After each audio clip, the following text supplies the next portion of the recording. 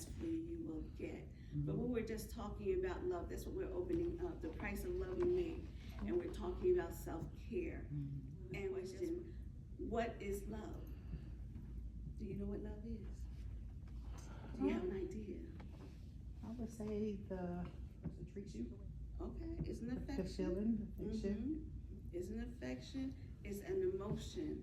And what makes that so dangerous is because, especially women, we're very, very emotional. Lord have mercy. And all we got to do is get off on the wrong track. And before we realize it, what started off as a little pea has become a whole big old mountain. And it didn't have to be. And so let's look at the definition that I have here, and then we're going to move on. And just jump in, just jump in as we go forward. It says, the price of loving oneself means that while the act of self-love itself is not a cost, not loving yourself can come with significant negative consequences in terms of mental health, self-esteem, and overall life satisfaction, making it a valuable investment to prioritize self-love. Essentially, the price is the potential cost of not taking care of your own well-being by neglecting self-love. What is the cost of not loving self? And we all know, ain't not nobody in here is exempt. No one. Becoming overwhelmed. Becoming overwhelmed. Anybody else? Self-care. Self-care.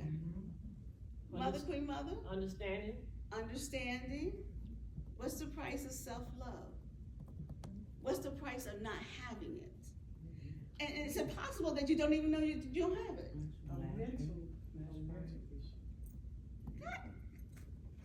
See, you're gonna take us way out there. We was on the shore, she's gonna take us way out there. That thing by itself is why so many women are in the situations that they're in, because they're making decisions based on temporary situations. And once you make certain situations, certain decisions, it takes you down another path.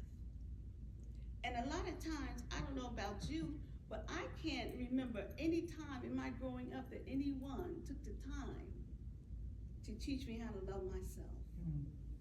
No one. And the problem is, a lot of times, is that they didn't know. That's right. That's right. They didn't know. They didn't know. Sure. There's certain things I can't blame my mother. I can't blame mom. Sure. Especially when they just came out of slavery and stuff, and they really didn't get the education that they should have had. Their parents. Their parents. Yeah. And it wasn't an openness about things then as time. it is now. Right now, it's real open. It's real Parents open. and children talk about a lot of things. My father always left the door open. If you have anything, you can say it to me. Anything you want to say, just come to me right. And a lot of parents don't incorporate that. They Right. don't. You know, children don't feel comfortable talking to their parents and stuff about certain. I was hurt Inside. and felt hopeless. Like I don't know what to do with what you're giving me. So every day I make a point of sending her something, a text of some kind, letting her know I'm here. And you know, and if you want to talk to me, I say, if you want me to come get you because you can't do, you don't want to be around whatever you're being around, just let me know. I'll leave and do what I gotta do. Wow. Because I'm that type of, it's just stuff, you know what I mean? With women go through. And it starts a lot of time as a child. As a child. And I worked around children before, and one of the boys used to say he was being abused by his mother's boyfriend, but was afraid to tell her. Didn't tell her. Kids hold on to so much stuff. So when you grow up, women, when we grow up, we so bowed down with so much stuff. And we carry it into our adulthood. And it keeps us from really even knowing how to who love we ourselves. are. And that's You don't even know who you are. You have no clue. You have no clue. I used to say about me, I wore so many masks that it was ridiculous Yeah. when I was out there. You know, I was so glad I was unable to unmask who I am now. I love me right now. That's right. And it take a while to get To there. get there, absolutely. And you, Sister. we're front Mhm. around people. But when we taught that though, when we taught that, Yeah. we only do what we see. You know, and then we also do things Sorry, out of sorry. spite. That's my cousin. We do that. If we don't like someone or we trying to promote ourselves, That's right. then we make people feel uncomfortable because we're not really showing them that you care about them too. We need to stop that because people are hurting inside. Yes, they And are. they'll spend their $200 credit card just to make the other part. people think That's that right. They got going on. I know, absolutely. And that life is all right. Sister, Tyson. That's just like, I've been abused most of my life. It's point simple as that. But I look up to my grandmother to a prime example. Everything I couldn't tell my mom, my grandmother was already there. Things I couldn't tell my mother, I could tell my grandmother. So now, me being a mother and a grandmother, I'm trying to instill what my mother didn't put in me to my daughter. So I still tell her what I need to tell her that my mother didn't tell me. So I want to rub off what my grandmother told me before I could tell her. So don't we understand now how important it is as sisters in God that we become what other sisters need? Because we assume that someone has been taught this, that they've been grown up, and that somebody has shared something with them, and that's not necessarily true. And you be wondering, why in the world is she acting half crazy? Don't she know better than that? Why she keep picking the same man? Why? Because most damage to all of us has been done before age 7. Yes. Age 7. And some of us are fortunate to maybe reach 9. But that's grace. And because we don't understand what is going on the inside, and in fact, some of us are scared. We don't really want to know. We act like we do, but we really don't. Because the root of those things go so deep. And nobody else, your mama sometimes don't got time. What you crying about? You got this going on, you got this, you got money, you got car, you got a good husband, whatever, but that's not the point. It's not the point. How do I fix what's broken on the inside? And that's why we started this year off with Hadassah. Hadassah was broken. She didn't have mother and she didn't have father. Then she was placed someplace that she shouldn't even have been. But the grace of God and all his wisdom gave her a year. A year. This is amazing. They're my uncles. Potential. Because we always need someone. And that's why when I hear people say things in church when it comes to other people's children, it sends me over the edge. This is the place where it is the hospital. That's right, absolutely. A working process. Absolutely. Progress. And if you know better, why aren't you not sharing with your sister? Some don't want to listen. You do try to tell them. Okay, we're gonna go to trustee. Trustee got something to say?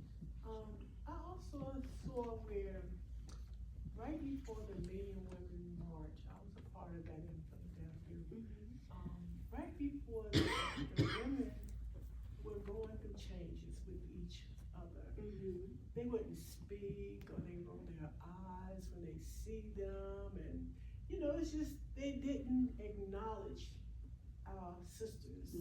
And I saw a big change after that, where women realized, you don't have to get in my business, just smile when you see me, or acknowledge that I'm here, and just, you don't have to take it no further. And I noticed that women now today are a lot better than they used to be. Okay. It was like they would look you up and down and make you feel like you came from nothing, Because we didn't know how we were going to be embraced. When we had the last Saturday meeting, I think I told my husband, I said, I asked a question and it startled me when I looked at the women's faces, and I think I said something to the effect of, who can you share something with? And they were like, who? They didn't have anyone. How could you go through life and not have someone? Because when I was growing up, we had best friends. Yes. Right? We had somebody who was ride or die. Yeah. But I'm noticing even in the church that we're not having those kind of relationships anymore. And because we're so insecure with our own self, that we can't trust other people. There are some things, believe it or not, you can't even tell your mother. Cause she can't handle it. She can't handle that thing. And so as we are women in church, women who serve the Most High God, we have to really depend on who He is. Welcome, my sister. So glad you're here. I was wondering if you're gonna come. And what we don't understand, and I think isn't taught enough, is that it has to start with who He is. It do. It has to start with who God is. Father, what are you saying about my life? What is it that I'm ordained to do? Show me me. Show me me. And if you ask him that in prayer, he'll show you. Yes, he will. You'll be like, I got that in me. I know I said to myself, that's part of who I am. Like Prego is in there. It's in there. And a lot of times we got so used to walking the way we want to walk, and we do what we want to do, and after we mess it up and jack it up, and then we come back to God and say, can you fix this for me? But why didn't we start there? We're so used to doing it until we get in trouble. Until we get in trouble.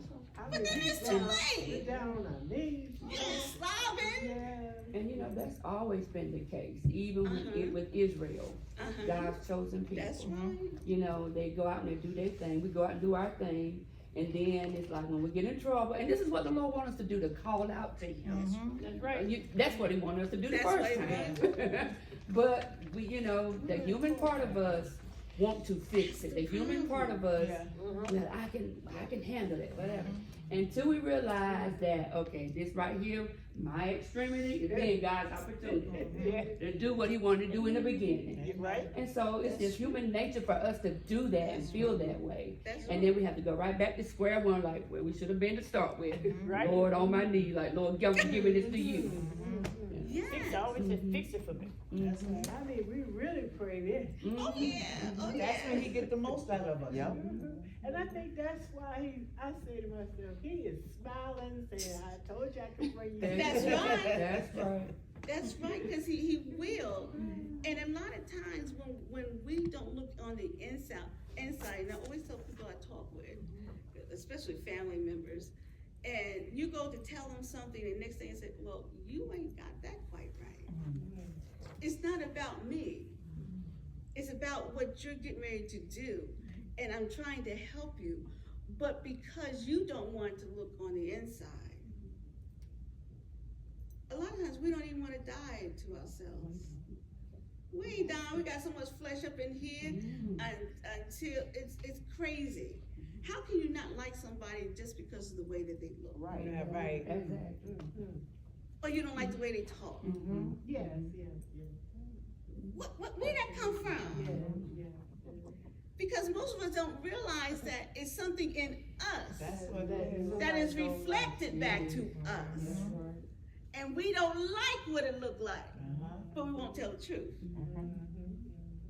We won't tell the truth. We won't tell the truth. It's not about me. It's a simple fact that you know you need to do some work. But you don't want to do that. Because you know why? It takes sacrifice. It means I have to, I always tell people, every class I've ever taught, you need to have a book, you need to have a journal, you need to be able to write. Because you will be surprised that when you sit down and you start writing, stuff start coming out, you'll be like, where in the world? And how did that come up? And I didn't even know that was in there. Yeah, it was, it's in there. Those things are in there because we present a face that's not even us. Because first of all, we don't even know how to love ourselves. We don't. And then not knowing how to love you, you can't love nobody else. You can't. Not like, because when you love somebody, like we said earlier, it's a sacrifice. It's a sacrifice. It's communication. It's communication. You know? And the first person we do wrong is God. Yeah. We give him a piece of us. That's right. The piece of him that we want him to have. And he's saying, I want all of you. Don't give me a piece of that. Because when you give God a piece of that, you will never become whole. And you never get the fullness of what he can do. He can do some amazing things. I mean, from the minutest stuff, the smallest, to the biggest. You know, our mind can't even comprehend the stuff he can do for us.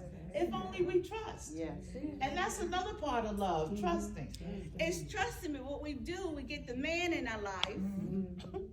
Okay, we get the man in our life that's supposed to make us happy. And I know when I was coming up, they used to teach, you bring half, he bring half. Yeah. And then we got to the point where we learned that didn't work. That's right. Okay, you're supposed to be whole, I'm supposed to be whole, and we're supposed to come whole together. That's right. But what I'm finding in the church is that we're missing those mothers that used to sit in their white, sometimes wear the same dress Sunday after Sunday. But they can see you and they say, babe, come here. That's right. Come here, what's going on with you? And you listen to her too. Yeah.